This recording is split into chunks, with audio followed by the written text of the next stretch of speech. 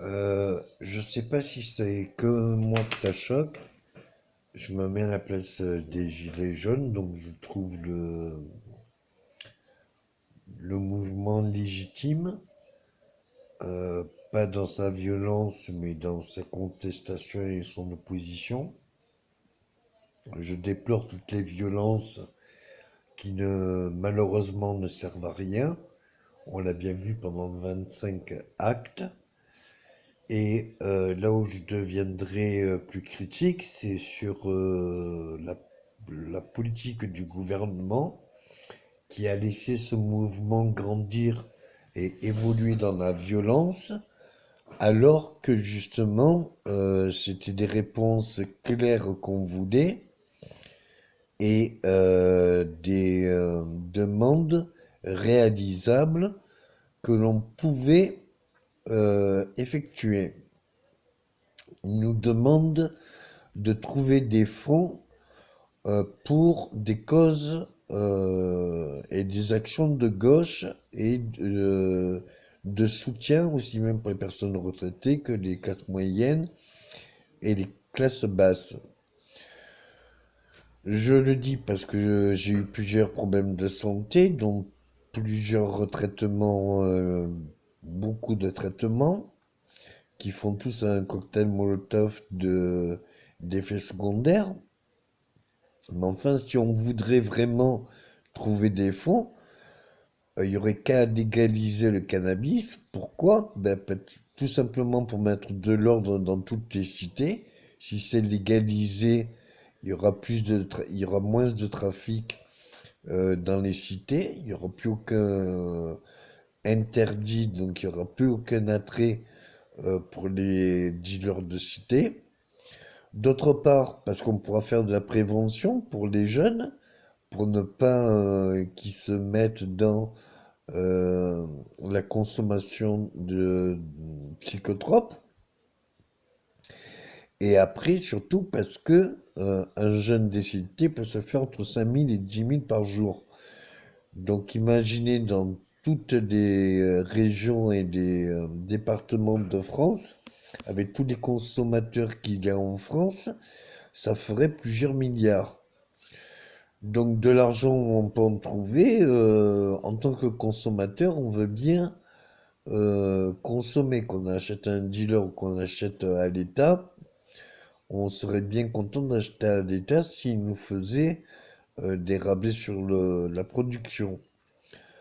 Le chanvre a toujours été banni comme toutes les bonheurs naturels et comme le sexe, comme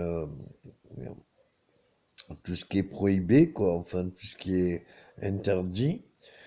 Mais par contre, la cigarette qui tue et qui a plus de 70% de cancérigènes, substances cancérigènes, elle est autorisée par le CETA. Or, le chanvre n'a pas 70% de substances cancérigènes. Donc, est-ce qu'il faut le dépénaliser pour des raisons médicales ou est-ce qu'il faut le dépénaliser, voire le légaliser? Je pense que c'est une affaire à régler et que ça ferait beaucoup, beaucoup d'argent pour pouvoir redistribuer. Maintenant, pour la justice fiscale, si vraiment on voulait de la justice fiscale, le seul impôt que paye tout le monde, c'est la TVA. Mais chez nous, elle est trop élevée. Donc il faudrait baisser la TVA pour les produits de première nécessité et augmenter la TVA pour tout ce qu'on importe, ce qui inciterait à acheter français et de production française. Et si on taxe l'importation aussi forte que ce que ça peut produire en France, du coup ça sera égal, donc on préférera acheter français. Et comme la TVA est payée par tous, du coup c'est le seul impôt qui est juste euh, pour tous. La proportionnelle, c'est-à-dire un pourcentage imposable, à quel qu'en soit le taux, peut être un impôt juste, que vous soyez taxé à 9% et que vous gagnez 1000 euros, euh, vous vous doutez bien que ça peut être intéressant parce que même les multimilliardaires, 9%, ça fait multimilliardaires, ça fait des millions ou des milliards d'impôts. Donc du coup, on pourrait se mettre sur un taux équitable, que ça dérange pas la classe moyenne qu'elle puisse le payer et que la classe plus aisée soit obligée de la payer. Si on fait de la France une niche fiscale, ben on ramènera des investisseurs en France. Donc il y a des vraies solutions.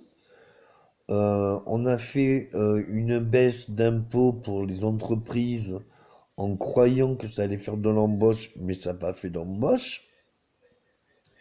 Donc la solution, ça serait de travailler à mi-temps, voire à avoir un ou deux métiers à mi-temps, ou trois, et que chaque branche et chaque métier qu'on travaille à mi-temps, à hauteur de 20 ou 25 heures par semaine, on puisse quand même toucher à taux plein. C'est-à-dire que les entreprises nous paieraient de la même somme, mais elles seraient obligées d'embaucher d'autres personnes pour effectuer un travail équivalent. C'est prendre deux personnes pour le travail de une à l'heure actuelle, puisque dans tous les secteurs et dans toutes les branches, nous sommes saturés à travailler plus pour gagner moins. Excusez-moi, moi je travaille depuis l'hôpital, je me suis jamais mis en maladie, j'ai travaillé degré de force et autres, et j'ai jamais eu de salaire, même pas une prime d'activité. Tout ça parce que je suis handicapé, enfin en comment ça s'appelle, en infiltration. Donc du coup, à un moment donné, il faudrait se dire, mais de quel côté on va? Est-ce que je suis une propriété de l'État? Et donc là, eh ben, l'État a beaucoup d'argent parce que j'ai fait beaucoup de production et création. Donc les Français n'ont pas à produire ce que j'ai produit. Ou est-ce que je suis un citoyen? Et là, l'État me doit de l'argent et cet argent, je voulais payer la paix, c'est-à-dire le redistribuer sous mon contrôle pour que ça soit une abondance et une prospérité pour tous. Donc l'État veut gagner le beurre, l'argent du beurre, le fils de la crémière plus la crémière, et tout ça à notre désavantage. On a de moins en moins de droits et de plus en plus de devoirs. Et la différence entre une dictature et une démocratie, c'est un dit cause toujours et l'autre dit parle pour rien dire. Donc mon pays va mal.